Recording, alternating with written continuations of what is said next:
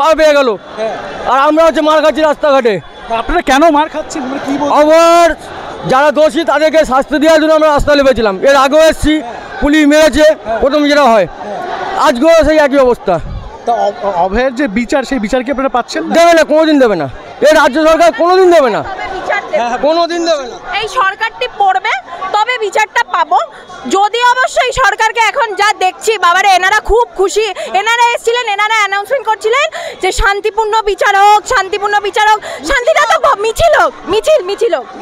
এনারাই তো শান্তিটা ভঙ্গ করলেন। লাঠিচার্জ আমরা করেছি, আমাদের হাতে দেখতে পাচ্ছেন কিছু আছে, একটা ফোন আছে, আমরা লাঠিচার্জ করছি। কিন্তু নবান্ন করা হয়েছে, এখানেই তো এনারা ভাঙচুর করছিলেন, তখনই তো ঠেলাঠেলি করছে। রেখা পাত্রর গায়ে, হ্যাঁ রেখা পাত্র একজন মহিলা সাংসদ, ওনার গায়ে একজন পুলিশ, একজন পুরুষ পুলিশ ওনাকে আঁচড়ে দিয়েছেন, ওনার গায়ের আঁচল ধরে টেনেছেন। তা কেন করেছেন?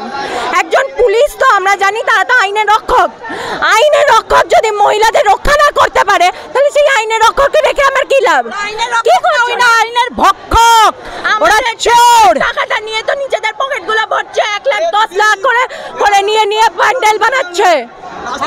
তোরা তুলতে জানে, এটা বিচার দিতে জানে না। আপনি গাড়ি নিয়ে যান, রাস্তা হাত পেতে তোরা তুলবে পুলিশে, কিন্তু বিচার দিতে হয় না। আচ্ছা, অভয়ের মা বাবা রাজ্য পুলিশও তদন্ত করেছে, তাদের প্রতি ভরসা রাখতে পারছে না। সিবিআই তদন্ত, তাদের প্রতি ভরসা রাখতে পারছে না। রাজ্য পুলিশ কোথায়? রাজ্য পুলিশকে তো চালাচ্ছে রাজ্যের মুখ্যমন্ত্রী।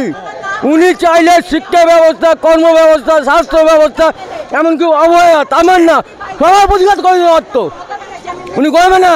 উনি ওনার দলের ভাইদেরকে, ছেলেদেরকে, ভাইপোদেরকে তাদেরকে বাঁচাবে।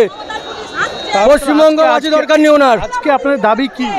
আমাদের দাবি অবহেলার বিচার চাই, যারা প্রকৃত দোষী তাদের যেন সাজা হয়।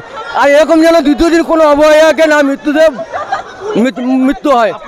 দেখছি মুখ্যমন্ত্রী পদত্যাগের দাবিতে আপনার প্ল্যাকার্ড নিয়ে আপনারা নেমেছেন। অবশ্যই মুখ্যমন্ত্রী পদত্যাগ। এই মুখ্যমন্ত্রী থাকার কোনো অধিকার নেই। তাহলে কে আসলে এসব মিটতে পারে বলে মনে হচ্ছে?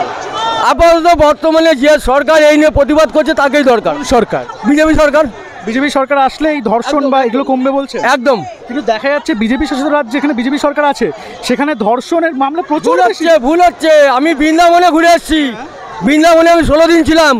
রাত্রি 2:30টার সময় আমি নগর পরিক্রমা করেছিলাম। দেখাচ্ছে, গুগল দেখাচ্ছে। না ভুল কথা, আরে নিউজ চ্যানেল, ওটা ভুল কথা। উলঙ্গ করে রাস্তায় বৃন্দাবনে আমি কি বলছি, উলঙ্গ করে রাস্তায় দৌড় করেছে, আপনি দেখেছেন? আমি বলছি দেখেছি। তাহলে সেটা কোন রাজ্য হয়েছে? সেখানে কোন সরকার? আমি আপনাকে শুনবো সেখানে কোন সরকার? আমি আপনাকে বলবো, আমি শুনবো সেখানে কোন সরকার, আপনি বলুন না। আমি বৃন্দাবনে ঘুরে এসেছি, আমি জানি। আমি যেখানে দেখে এসেছি যে রাত্রি 2:30টার সময় একটা মেয়ে কর্তাল নিয়ে গান গাইতে গাইতে, বিদেশি মেয়ে একা রাস্তায় ঘুরছে, কোনো মানুষ তার গায়ে হাত দেয় না। কলকাতায় রাস্তায় মেয়েরা ঘোরে না? কি বলছেন আপনি? এটা আপনি কি বাজে কথা বলছেন? মেয়েরা কলকাতার রাস্তায় রাত্রি, মেয়েরা, আমি কলেজের স্টুডেন্ট, আমি যখন সুরেন্দ্রনাথে গেছিলাম, সেই সুরেন্দ্রনাথে আমি যা ট্রিটমেন্ট পেয়েছি না, বলুন। আমি ওনাদের তৃণমূলের পতাকাটা শুধু আমার হাতে লেগেছিল, তার জন্য আমাকে বলা হয়েছিল আমি দেখে নেবো তোমাকে, তুমি তৃণমূলের পতাকায় হাত দিয়েছ। আমার হাতে বাই মিস্টেক লেগেছে। আমি পরীক্ষার্থী ছিলাম 4th সেমিস্টারের, এখন আমার 6th সেমিস্টার শেষ হয়েছে। আর বলছেন যে মেয়েরা বাইরে রাস্তায় ঘুরে বেড়ায়। পতাকা গায়ে, যেটা আপনি বল, পতাকা গায়ে ইতে কি সিন ক্রিয়েট করছে এরকম? হ্যাঁ, ওখানে অনেক বন্ধু ছিল। আমার বান্ধবী আজকে আসতে পারেনি, আমার প্রমাণ আছে যে ওরা এরকম করছে। আমার মা দাঁড়িয়ে ছিল, প্রমাণ। কলকাতায় রাতে কি মেয়েরা সুরক্ষিত নয়? মা গো, রাত্রি 8টার পরে আপনি জানেন কতটা ভয়ঙ্কর অবস্থা হয়ে যায় মেয়েরা। আমি নবান্ন এরিয়াতে থাকি, ওখানে তো মুখ্যমন্ত্রীর অফিস, ওইখানে আমরা রাত্রিবেলা বেরোতে ভয় পাই যে কোন সময় ছেলেরা কি করে দেবে। মানে নবান্নর অফিস এত হাই ভোল্টেজ অফিস, সেখানে সেখানে মহিলারা রাতে বেরোতে ভয় পাচ্ছে, প্রচন্ড ভয় লাগে। ওখানে রাস্তায় হাঁটলে না মনে হয় যে কোনো ছেলে না এসে, কোনো ছেলে ছেড়ে দিন, কোনো পুলিশই না এসে আমাকে কিছু করে দেয়। কি বলছেন? পুলিশ এসে? একদম বলছি, আমার কোনো ভয় নেই। আমি জানি এরপরে হয়তো আমার কাছে থ্রেট কল আসবে, আমার কাছে ট্যাক্স আসবে, আসুক, আমি দেখবো আমি কি। সত্যি কথা বলার জন্য থ্রেট কেন আসবে? আসতেই পারে।